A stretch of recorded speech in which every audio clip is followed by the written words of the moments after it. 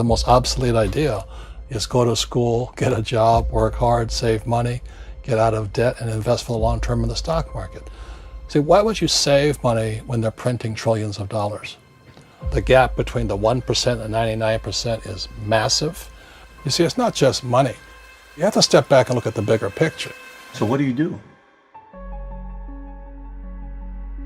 In every one of us is a poor person. There's still a poor person inside me. There's also a middle class person, and the middle class person wants security. They want that steady paycheck. And there's a rich person. And they're all inside of us, except that it's not taught. You're taught to go to school, get a job, and get a paycheck. You're not taught to how to get rich. If you read Rich Dad, Poor Dad, my rich dad refused to pay me. He said the paycheck was one of the most damaging things you could take in your life. He says the moment you take a paycheck, you're an employee, and that's the mindset. So my rich dad never paid me. It drove my poor dad, government employee, nuts. You gotta pay people, you gotta pay people. And Rich Dad was not saying that the paycheck was bad. He says you didn't want to be a slave to money. So as an entrepreneur, if Rich Dad folded, I just started another company. I don't need a paycheck. I don't need anybody to take care of me. If my government doesn't like me, I move to another country because they need entrepreneurs there.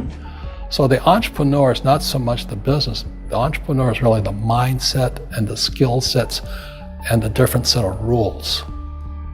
You see, I don't operate, small business does not operate in the same rules as big business. Entrepreneur is a mindset first, a skill set, and rules. And depending upon whether you're an employee or a small business, the rules are different.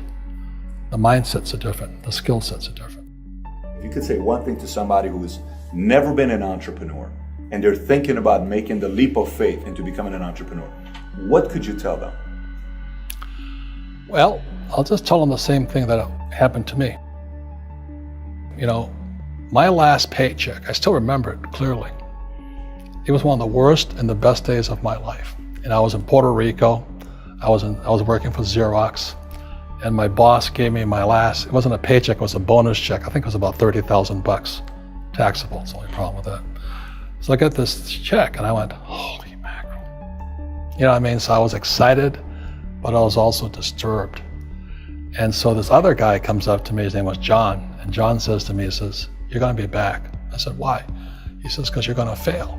I looked at him and said, look, few expletive words, because that's what he did. He left Xerox, failed, and he came back.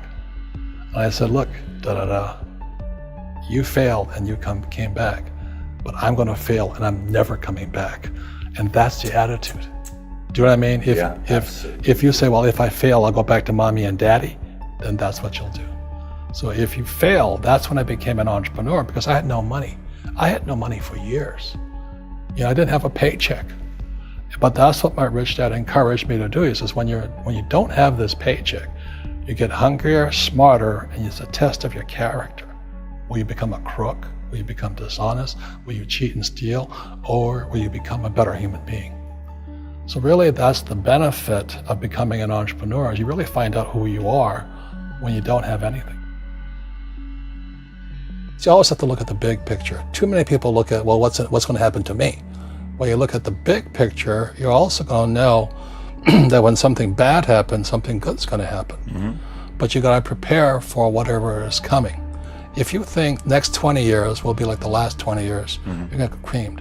When you and I go to the supermarket and we buy a carton of milk, we always check for the expiration date. But most people do not check for the expiration date on their brains.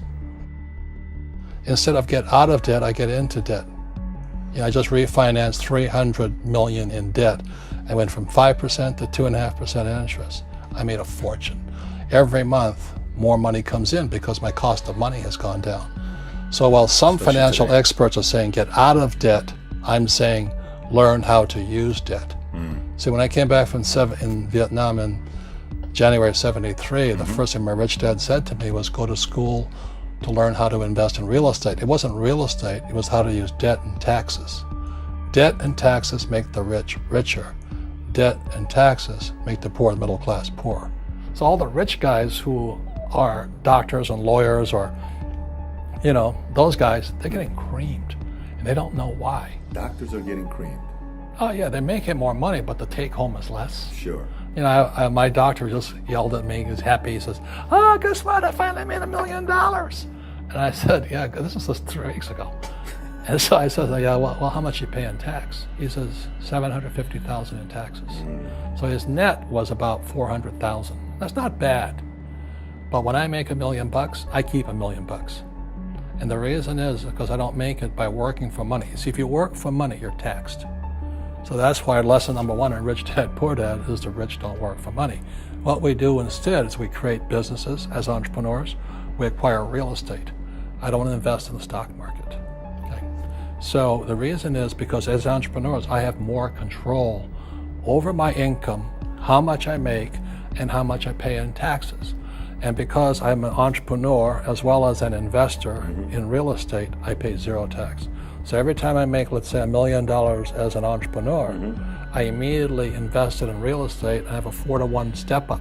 So I put $1 million in real estate, I get $4 million from the bank. That's why I love banks.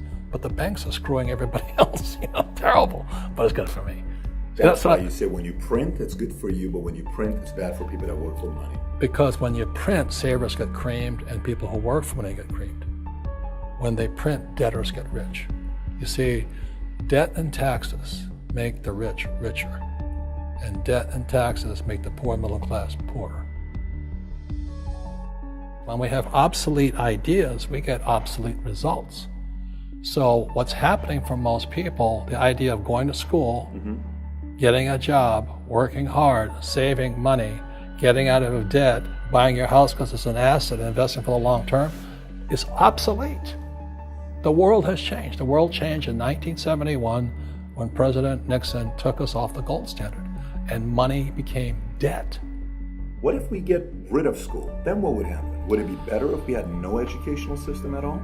No, I'm saying education is more important before. It's just obsolete.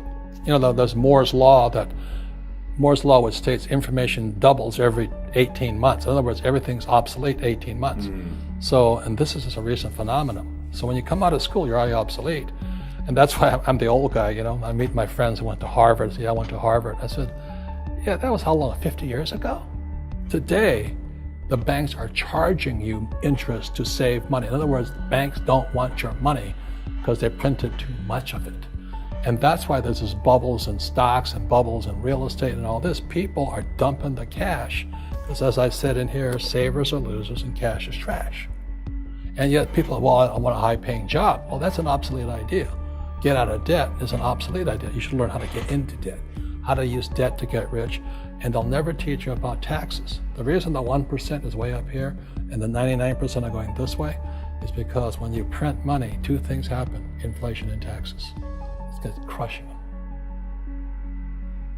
And any entrepreneur thinks, I'm just going to make money, I'm going to start a business and make a lot of money because of what we talk about.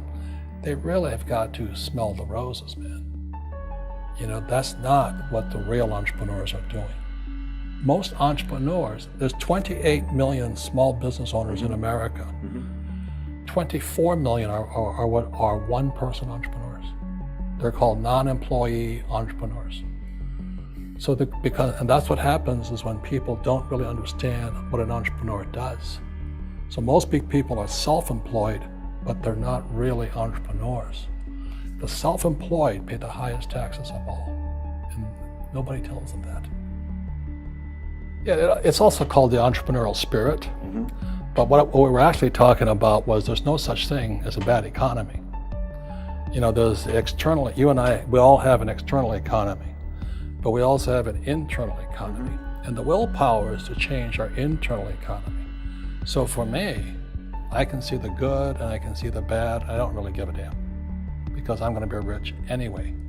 But a poor person with a poor personal economy, all they're going to see is a bad economy because they don't know how to make money in any economy.